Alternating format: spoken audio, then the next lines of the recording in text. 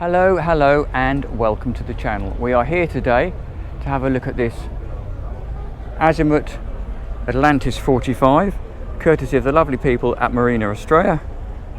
So this 45 replaces the older 43. Obvious changes are it's a slightly longer boat, and they've swapped out the out drives for IPS drives.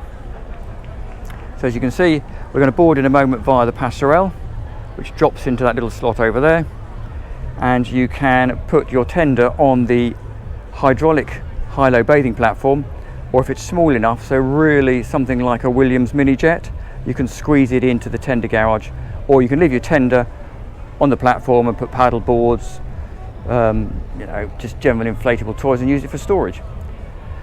So we look aboard by the passerelle. Say above the tender garage, you've got this rather fantastic sun lounging space with a little grab rail on the back, or if you're going along, it's a tow rail to keep you on board. Then over here we have all the controls for the tender garage, the passerelle and the high-low bathing platform. You also have Fusion stereo, so you can control the audio system from here. And not only have you got that large sun lounger on the back, you've also got this fabulous entertaining space under the cover of the extended hardtop. So hardtop runs there. There is an opening section at the front, but there's also this extender section at the back covering this entertaining space. Port side, we have this section here which offers us a deep moulded sink and then a Kenyan grill. Underneath here we have a bit of storage space, and underneath this section we have an ice chest. So basically you can chuck ice in there, and that keeps it cool, keeps your drinks cold, and then self drains out the bottom.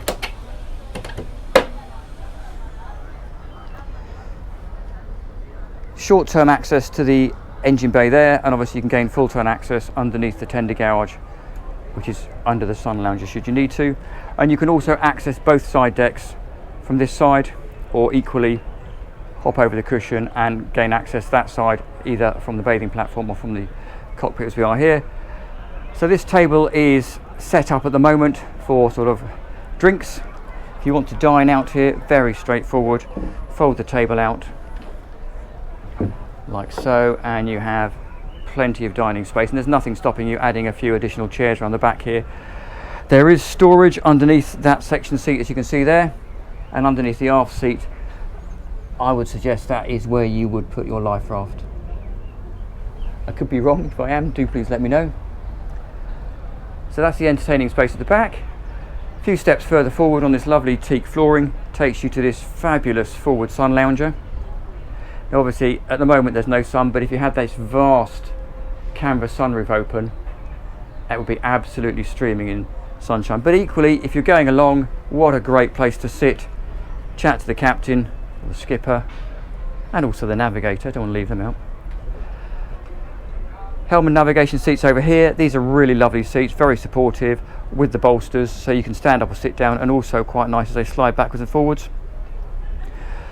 Similarly, the steering column adjusts as well for up and down, so you can adjust the pitch of the column depending on whether you're seated or standing. As I mentioned before, this one's on Volvo Pentas and uses IPS drives, so naturally leads itself to joystick control, but you have got the levers if you're old-fashioned like me and like to use the clickers. Bow thruster, which obviously works with the IPS controller to move the boat from side to side, forwards and backwards. And then down here we have a footrest and an opening window, so you can talk to the crew. Moving away from the old Carling style switches, we've got rather lovely relay switches, and then you've got two Garmin screens there. One will be for navigation, and you can switch it around to whatever you fancy. Nice to see you've got air conditioning vents directing at the captain, and a lovely big single piece windscreen, absolutely vast sheet of glass there, with nice wiper blades, which are quite nice. They park either side, so the visibility is better on the side than it is in the middle, which is good because it's an offset helm. And then we've got this lovely sliding door which takes us straight down into the saloon area. Really big space. This is a beamy boat for a 45 footer. So 3 steps down takes you straight in. On the port side, we've got this lovely leather dinette. It's hydraulic, so you can drop it up and down for dining or coffee table. There's storage underneath all of those seats as well, and then you've got lovely hull windows, and again storage across all of these units. Now, to be honest with you, I'm going to open this one because I know it's empty. It's not empty, there you go. But this is an owner's boat, so I'm not going to be opening cupboards and bits and pieces. And on the starboard side we have the galley. Really practical galley. Big cupboard in here, housing fridge at the top and a freezer at the bottom. A little bit of storage space underneath. Then there's an electric induction hob here. Oops, sorry. More hull windows and ventilation, so you let your cooking smells in and out through the window. Storage in these 2 units, and then over in these 2 units we have the distribution 12 volt and distribution 240, so effectively mains, shore power and trips in there. Generator controller in here. More storage space underneath, crockery down below. Lovely little bit of storage here for the glasses. Are they magnetic? Oh my god, how neat is that? Glass sits up there, magnetic bases, how brilliant. I wonder if there is magnets built into the teak table then as well, which stops the glasses sliding around. I could be wrong. If you know, let me know. Big stainless sink down there, and again cupboard space all through here. I don't know if there's a dishwasher on this one. No, just more cupboard space. So I'll swing back round. You can see the stairs we've just come down. We will go aft first. So we have the day heads here. So very stylish, as you would expect on an Italian boat. Lovely Italian sink, porthole, mirror up there with storage behind, shower with a loo. For the sake of it, if you're showering, that black unit at the back drops down and covers the loo so you don't get water around the back. Nice full size, decent size shower in there, and that serves obviously as the day heads, but it also serves as the heads for the aft cabin, which has surprising headroom. I turn the camera around. Really good headroom there. So there's storage all down the side here. This whole unit is a massive storage unit, like so. That also potentially doubles as a 3rd berth in here, so you can put a child on there if you've got 3 kids, or if you've got a couple and they're sleeping with their children, you've got these 2 fantastic single beds. They slide together.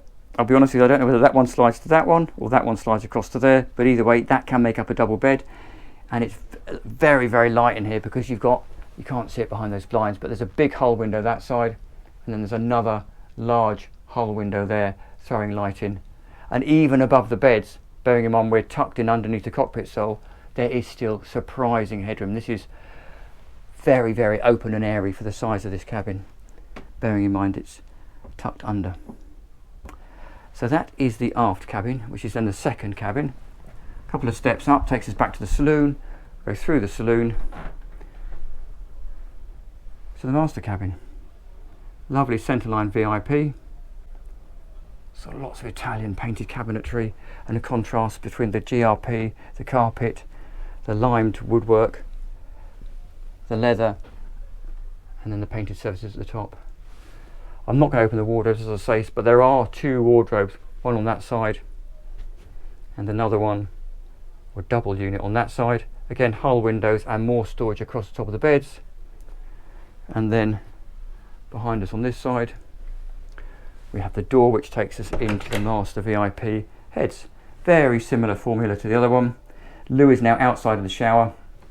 You've got that full size shower in there, still with the seat, which is quite neat.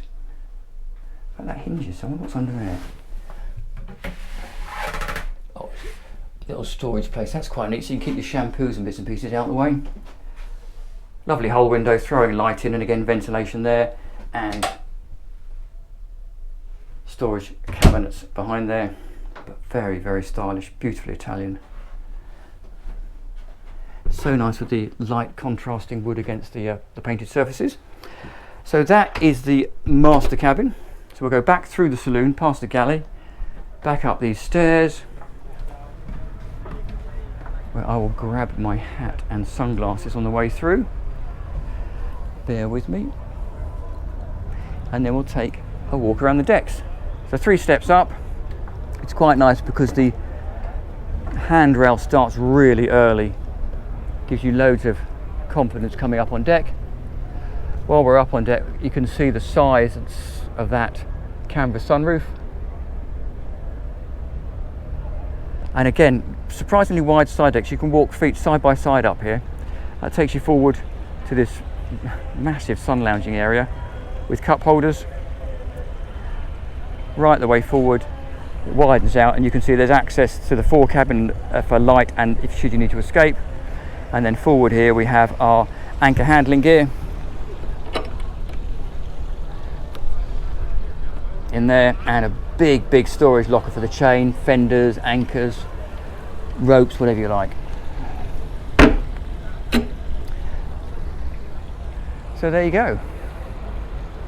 I'd like to say thank you very much to the guys at Marina Australia for letting us have a look around this Azimut 45. Do please like and subscribe. I look forward to seeing you next time round, and I'll leave you with a view of this guy on this jetboard.